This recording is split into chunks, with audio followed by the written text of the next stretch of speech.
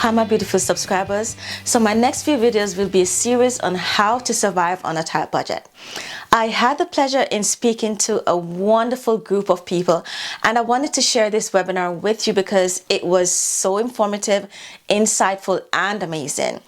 You don't want to miss this, so let's get into the video. Enjoy. Now, I want to get into how to create a simple budget. I just want to show you a budget that I created for my family. Let me just share that screen with you. Now, this is just a simple budget that I created using Excel. And of course, there are certain formulas that you would have to use. However, I created this budget. This is from 2019. Now, because in my household, we get paid on a weekly basis, one income is from a weekly basis, another is semi-monthly. So it was better for me to create a budget that's showing each week for that month. So I already pre-filled the month of January for last year. Now, as you can see, I have different color codes. I have a color code for auto pay, one for paid, and one that shows me expenses that I need to eliminate. Now, as you can see, I have my income side. I have a money market. I have an individual IRA or an investment contribution. Now, well, I'm sorry, this is the expense side. The income side is in these two rows 7 and 8. Now, I have income 1 or 2. That's if you have multiple incomes coming into your house. Now, my income for the month of January is $12,500. And just a reminder, this is in US dollars. Now, regarding expenses, as you can see, I have the savings, 20% of my income on the expense side. Now, I have it on the expense side because once you receive your income, you have to make sure that you put aside your savings. So you have to account for your savings on the expense side of your budget. Now, I have several different savings, whether it's a regular savings account, whether it's an individual IRA or a retirement plan, or whether it's an investment account. Now, between all these three accounts, I made sure that I am saving at least 20% of my income. So that is 20% of my total income, which is 12,500. 20% of that gives me 2,500. And as you can see, I have allocated my savings each week. So I allocated $275 each week towards my money market account. If you have an individual IRA account, I allocated $500 every 2 weeks to that IRA account. And as you can see, I allocated $100 to my investment account. Now, your investment account could be the stock market, Forex market, whatever investments you are interested in. Always try to diversify your savings. Don't have all your eggs in one basket, as my mom used to tell me. Now, let's scroll down to our mandatory expenses. Now, from this sheet, you can see I have certain expenses highlighted in orange. Now, these are set on auto pay. I always recommend that you set your mandatory expenses on auto pay, whether it be your mortgage, your rent, your electricity bill, your water bill, if you have cable TV, not really mandatory, but it's something that has to be paid each month if you have cable TV, your cell phone bill, if you have a vehicle, your car note, your tithes, also have that on auto pay. Now, I didn't color code this because I wanted to show you just a simple way how to color code. So I basically highlight the cell that I want to color code. And what I do is I change that to an orange. So it's pretty simple. And then I have gas or oil. That's if you're living in the US or Canada and you have a heating bill, you have to use oil, then that would also be a mandatory expense. If you have student loans, I would consider that a mandatory expense as well. Grocery, I consider that a mandatory expense because we all have to eat. So account for grocery in your mandatory expenses. Now, I have other expenses such as fuel. If you have a vehicle, you have to purchase gas for your vehicle. Now, as you can see, I have two subscriptions, Netflix and HBO. Now, these subscriptions, they are not mandatory.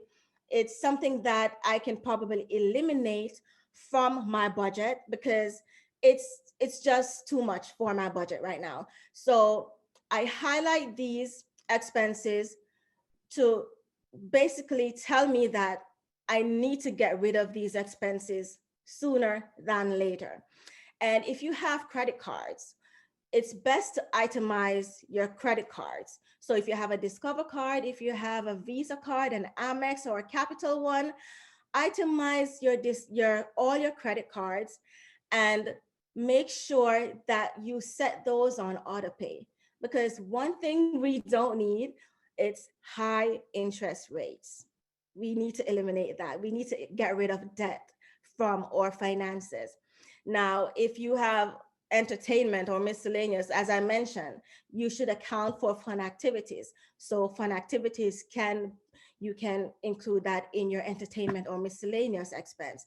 If you have medical expenses, the budget can be created based on your household. So whatever type of expense that you have within your household, you can account for that. You can always, take out what's not needed, include what's needed, and just tweak it to your household. Now, here you can see your income over expenses. That's basically telling us whether we have more income for that given month or for that given week, or our expenses is higher than our income. Now, I basically set this the week of January 18. I deliberately did that because now it's showing that you are in the red. Your expenses are higher than your income for that week. Now, if you're assessing your budget, this can allow you to go through your budget and see what expense can be adjusted. So if you have your cell phone expense and you notice that within that week, it's basically allowing your expense to be more than your income, contact your service provider and negotiate with them. Try to get your billing cycle on a different date. So if I should contact my cell phone provider and ask them to change my billing cycle to the 25th of each month, now I would basically have $140 for that week. I remove it from the week of the 18th.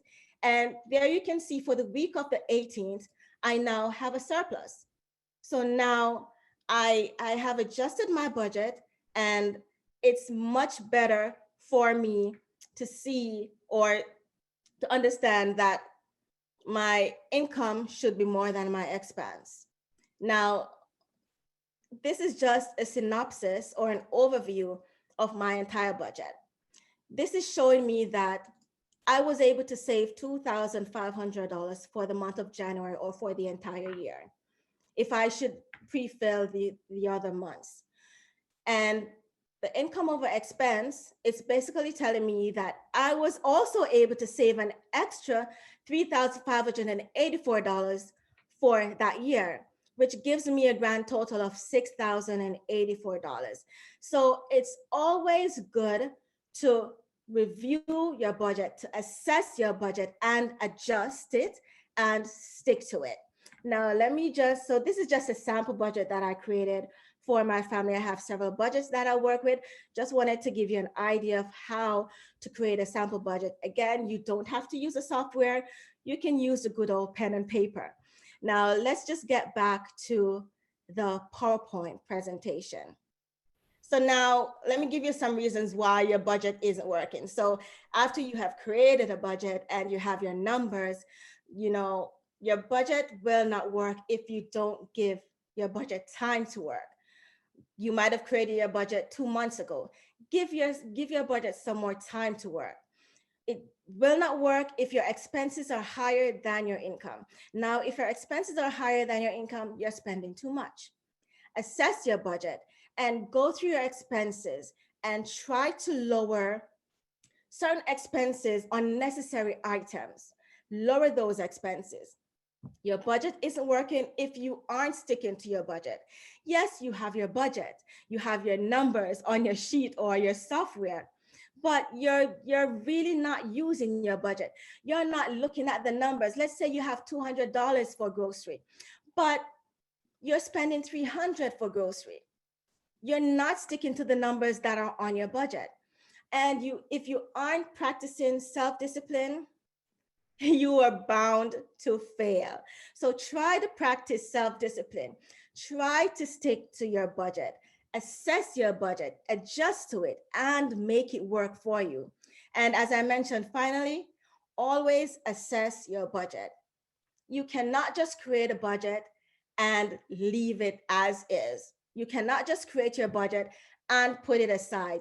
You have to assess your budget on a daily and a monthly basis for it to work. And if it's not working, go through your numbers and make it work for you. It can work.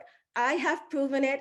I always use my budget. I always have my reminders each month for whatever expense is being paid on certain dates, whatever expenses are on auto pay.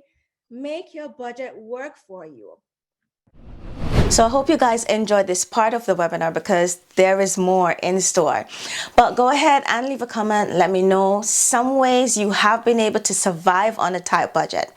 I'm also excited to share with you our top seller Master Your Money Guide, which is a step-by-step guide to becoming financially independent. I have included a link in the description below. This is also a huge discount. So get it now while it's at our low price at only $79, which is actually valued at $3.99. But before you leave, please remember to hit that like button, share my videos. Don't forget to subscribe to my channel so I can continue to bring you more financial tips for free.